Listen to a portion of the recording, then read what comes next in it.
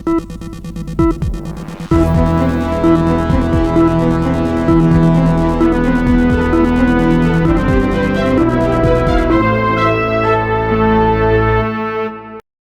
के वाराणसी में मणिकर्णिका घाट के बड़े पैमाने पर हो रहे पुनर्निर्माण और सुंदरीकरण कार्य ने पिछले कई दिनों से एक बड़ा सामाजिक राजनीतिक विवाद उभार दिया है।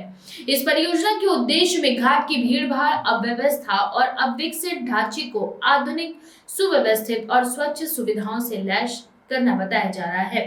स्थानीय प्रशासन का ये कहना है कि ये काम तीर्थयात्रियों और स्थानीय लोगों को बेहतर सुविधाएं देने के साथ ही साथ घाट के धार्मिक कर्मों को सम्मानजनक और व्यवस्थित वातावरण प्रदान करने के लिए किया जा रहा है। लेकिन इसी बीच सोशल मीडिया पर कुछ तस्वीरें और वीडियो वायरल हुए जिनमें ये दावा किया गया कि घाट के प्राचीन हिस्सों, मंदिरों और मूर्तियों को बिना चेतावनी के ही तोड़ा जा रहा है।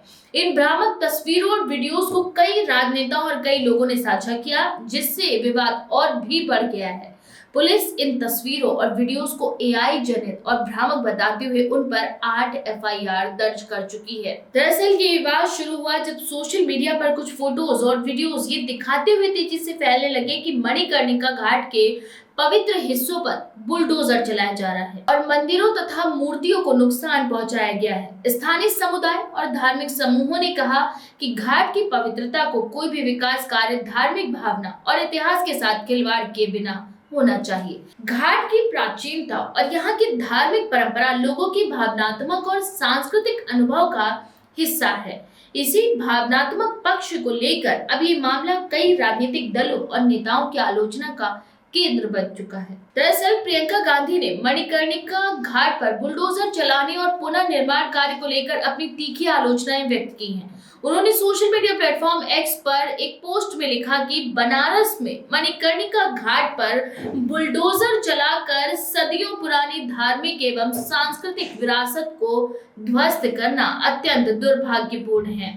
उन्होंने स्पष्ट रूप से कहा कि मणिकर्णिका घाट केवल एक सफाई या सुविधाओं वाला क्षेत्र नहीं, बल्कि इसकी प्राचीनता का गहरा प्राथमिक महत्व भी है और इससे लोक माता अहिल्याबाई होलकर जी की स्मृतियां भी जुड़ी हुई हैं। प्रियंका गांधी ने आरोप लगाया कि विकास के नाम पर चंद लोगों के व्यवसायिक हितों के लिए देश की धार्मिक एवं ऐतिहासिक धरोहरों को मिटाना घोर पाप है और ये कहा कि इस तरह के कदम से न केवल काशी की धार्मिक पहचान को नुकसान पहुंचेगा, बल्कि लोगों की भावनाओं में भी गहरा आघात लगेगा। उन्होंने मणिकर्णिका घाट और उसकी सांस्कृतिक आध्यात्मिक विरासत को संरक्षित रखने की आवश्यकता पर जोर दिया और कहा कि ऐसे कामों को तत्काल रूप से रोका जाना चाहिए। प्रियंका गांधी के इस बयान से साफ दिखता है कि कांग्रेस इस मुद्दे को धार्मिक और सांस्कृतिक भावनाओं का उल्लंघन मान रही है और इसे सरकार की असंवेदनशील नीति का प्रतीक बता रही है। उसके अनुसार घाट के पुनर्निर्माण को केवल आधुनिक सुविधाओं के नाम पर न देखने की आवश्यकता है, बल्कि एक धार्मिक, ऐतिहासिक और सांस्कृतिक विरासत को प्राथमिकता देना चाहिए, जिससे लोगों की भावनाओं का सम्मान हो सके।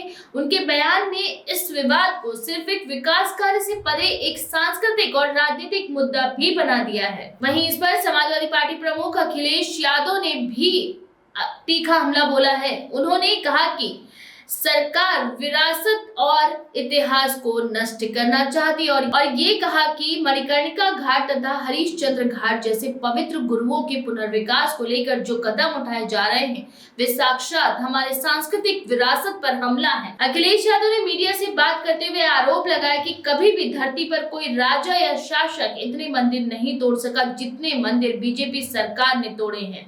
ये बयान उन्होंने घाट पर चल रही ध्वस्तीकरण प्रक्रियाओं को लेकर किया है, जिसमें कुछ पुरानी संरचनाओं और मंदिरों को हटाने की बात भी सामने आई है। अखिलेश ने यह भी कहा कि इस तरह के कदम उठाने से ये स्पष्ट होता है कि वर्तमान सरकार को काशी की सांस्कृतिक और धार्मिक पहचान का सम्मान नहीं है। वे कहते हैं कि भाजपा नेताओं का ये रवैया केवल पैसा और राजनीतिक फायदा कमाने का तरीका है, न कि किसी धार्मिक भावना या सांस्कृतिक विरासत के प्रति सच्ची प्रतिबद्धता।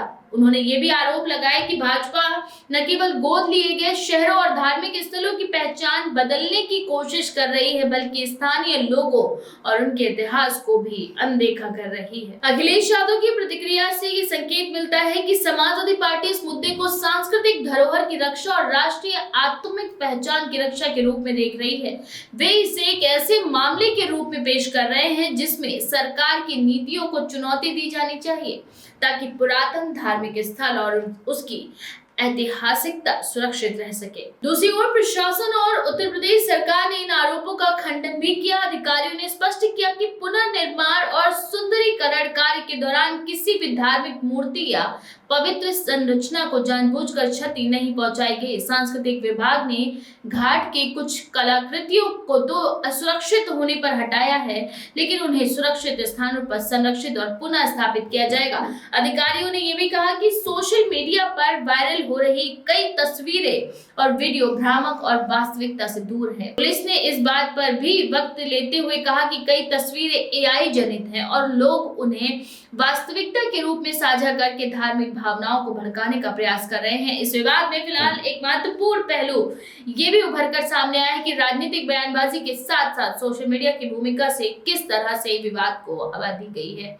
कई ऐसे एआई जनित तस्वीरें और भ्रामक सामग्री वायरल हुई जो वास्तविकता से कोसों दूर थी, लेकिन लोगों के धार्मिक भावनाओं को भड़का देने के लिए साझा की गई। इससे विवाद ने न सिर्फ विकास कार्य के सवाल पार कर राजनीतिक, सामाजिक और भावनात्मक स्तर पर एक बड़ा मुद्दा बना दिया, बल्कि पुलिस ने कहा कि इन भ्रामक सामग्री को फैलाने वाले कई खाता धारकों और व्यक्तियों के खिलाफ कानूनी कार्रवाई भी शुरू कर दी गई है। वहीं प्रियंका गांधी और अखिलेश यादव दोनों की प्रतिक्रियाएं इस विवाद को एक राजनीतिक लड़ाई और सांस्कृतिक सुरक्षा के सवाल में बदल देती हैं।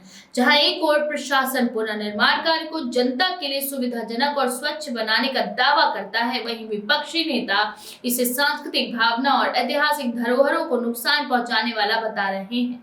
ये विवाद अब पारंपरिक विकास कार्य से कहीं आगे निकलकर सामाजिक, धार्मिक और राजनीतिक विमर्श का हिस्सा बन चुका है, जिसमें धार्मिक भावना, सांस्कृतिक पहचान, राजनीतिक फायदे और सूचना की सत्यता सभी के बीच संतुलन बनाए रखना एक बड़ी चुनौती बन गया है। तो इस बारे में आपका क्या विचार है? अपनी राय कमेंट सेक्शन में लिखना ना भूलें। ऐसी और भी खबरों के लिए देखते रहें द पेज 19।